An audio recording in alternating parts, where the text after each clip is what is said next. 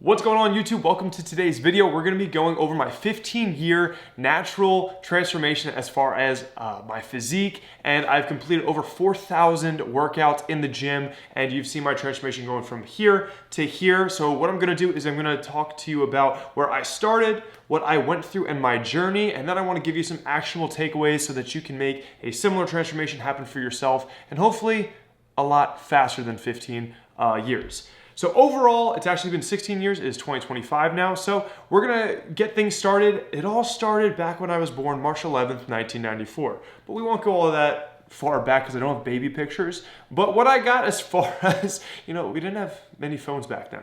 But here is where I started. This is, me, a couple photos from when I was in like 6th, 7th, 8th grade in that vicinity. I was just always an overweight kid growing up, fluffy, picked last at recess, all the fun things. And so I always just wanted to, be that fit person, but my family wasn't fit. I would always ask my mom, like, hey, if I eat this, is it fattening? And she'd be like, yeah, chips, you can have those in moderation as you play your video games. And overall, she was the original flexible dieter. However, for me, I didn't understand portion control. So I was overweight growing up. And the last photo I'll show you guys is, I think this is the summer right before I started training. So this was summer of 2008, playing mini golf. It's a little bit pixelated, but that is kind of where I started, pretty overweight. But I wanted to make a change.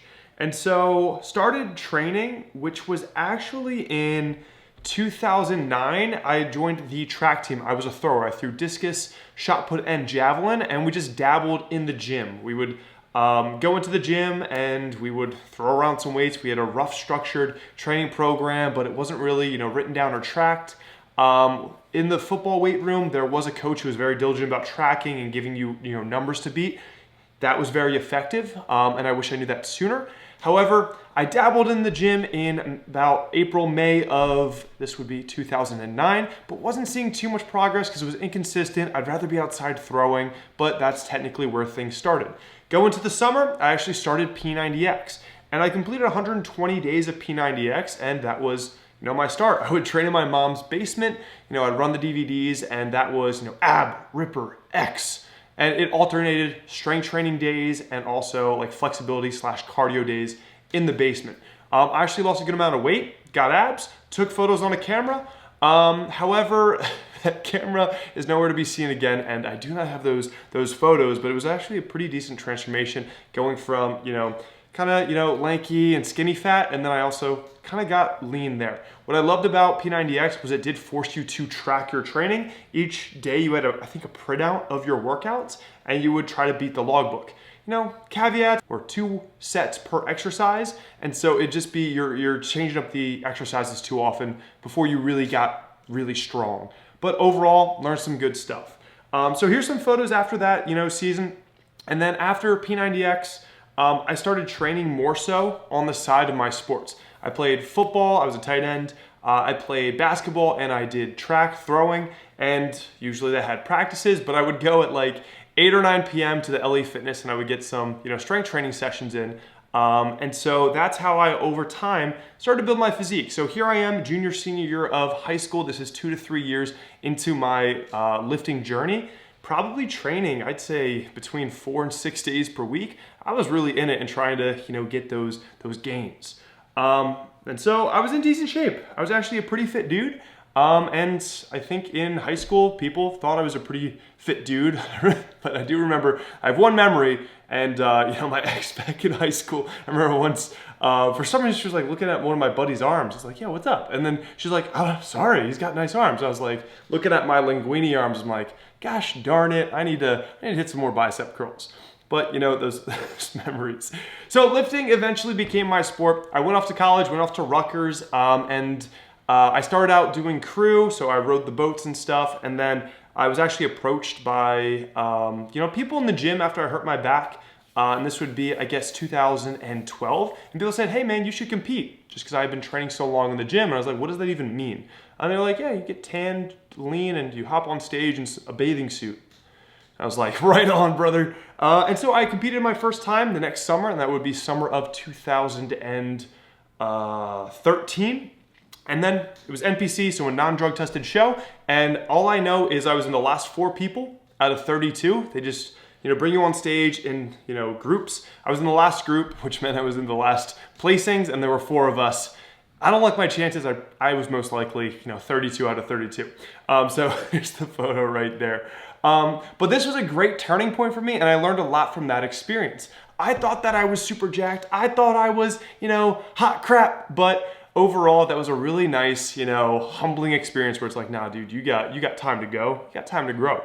So after that, that just made me crave science-based training. So that made me learn about Layne Norton and start like really just being a sponge. And so if you're someone who's kind of, in those early years, be a sponge to people that have done it before. So again, Layne Norton I was learning from, other good minds right now. You got the Alan Aragons, you got, Mike Israetel. There's a lot of great people to learn from right now. And so this made me crave being science-based just so I could get better results and not come in last place again. So I started tracking my macros. I started, getting more detailed with my training. I had heard that a bulk was a good idea for muscle gain. So your boy did his first bulk, gained 34 pounds in 10 weeks, and it did not go so great. I actually got an online coach This is back when I was in Rutgers, had access to the dining halls, could eat all the chicken that I wanted. And yeah, a 10-week span, I went from about 193 pounds to 227 pounds, and you can't gain muscle that fast. Lesson here, pace your bulks. Do a lean bulk, maybe gain 1 to 3 pounds per month, carry that for the long term, and what I prioritize now is time in a surplus rather than magnitude of a surplus. So I had to dive that fat off, and I did a contest season the following season, completed I think at 3 or 4 shows. For some reason, I don't have great pictures of it. They were all kind of blurry, but here's like before one of the shows. I know that I didn't do well in any of them, but I actually did, I think, two out of the 3, I think it was, were drug tested shows. So actually I was competing with people that were also drug free and still getting near last place. But here I am, I think I could have gotten leaner, but also I don't think I understood the posing, the flexing. If you're on social media right now, everybody is flexing and posing and not manipulating lighting, but finding the best lighting, all the things that I do every single post now. But know that, flex your abs if you're taking a selfie. You don't want to be seen flaccid, for sure. And then after that, so that was around 2014, then I was just training. I wasn't sure when I was going to compete again, but I actually picked up powerlifting, which was something that I had heard of. It was never something I thought that I would do, but you're just trying to get the biggest 1 rep max in your bench, squat, and deadlift. Me and one of my buddies, Dallas, we co-founded the powerlifting team at Rutgers. Ended up, I think we arguably won nationals the year we were founded in 2016. We were really strong at Rutgers, and that was co-ed if we combined the two teams. And then we ended up competing in that year in Belarus. And then we actually competed again internationally for the IPF Collegiate World Championships the following year as well in South Africa. So big moves there. There's me lifting some stuff. My highest numbers in the powerlifting phase, or I guess if you're an anime, my powerlifting arc was a 502 pound squat. I hit a 601 pound deadlift and a 342 pound paused bench. So those were all in the 205 pound weight class or the 230 pound weight class. Reasons they're weird numbers is because kilos and stuff. But that was the powerlifting arc. Soon after that, it kept hurting my lower back. It was like, let's get back to bodybuilding. And I graduated pharmacy school in 2018. Good lessons happened there too. When I did my rotations for pharmacy school, yes, you get to pay tuition to work 40 plus hours a week. Did that, and I had to balance a full-time kind of job with my fitness goals. So no longer gonna have those 3-hour workouts. I had to get more efficient. So that was definitely a lesson as I was coming towards graduation from pharmacy school. And then I started my business, or got serious about the Healthy Flex prescription, my fitness coaching business, right after, graduation, or kind of a little bit before. Got a mentor. That's another story for another day. If you wanna learn about that, you can ask me, comment about it. Then I did 2019, I did my next contest prep show season, and I did a research study. I was a case study participant with Brad Schoenfeld, who I got to meet in person at Mike Israetel, an Renaissance periodization thing in Philadelphia. And I was like, hey, I wanna do a show and I'd love to be one of the case study people, which that meant is I went to Lehman College in New York, and we would do like monthly data points as I got super shredded and competed. I did 4 shows in that season.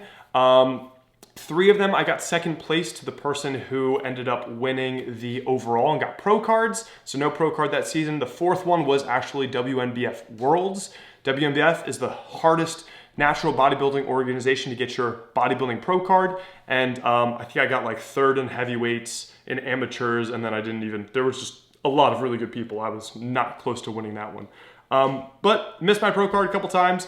But added to the research stuff with Dr. Brad Schoenfeld, really cool stuff, had a Lehman, and got to, help all the sciencey stuff as far as my testosterone levels being like 190 and that of a 80-year-old grandpa. But some show pics with all that, those X's on my body are from those markers we took for the research study. Then over the next 4 years, just grinded, baby. We just, waking up early, doing my training, building my business, working hard. And then eventually 2023 is when I competed again.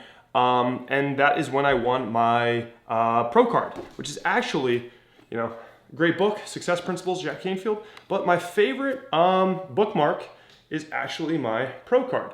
So really useful. And I get a lot of fake natty accusations, but I had to pee in a cup for that, had to pee in the cup for IPF Worlds those 2 times, and then other drug tested, shows I've had to do and being out of meat testing. A lot of urine passed, but I earned that, baby.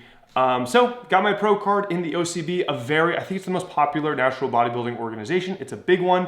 I would say it's because they have a big classic physique division, I believe, but pretty darn competitive, proud of that. However, I do have to say, I think WNBF, just in the bodybuilding realm, is highly competitive. So still have goals for that. So now what? It's 2025 and your boy's trying to still get yoked and make those gains. The game is not over. We also ran a marathon for funsies last year in 2024, under 3.5 hours.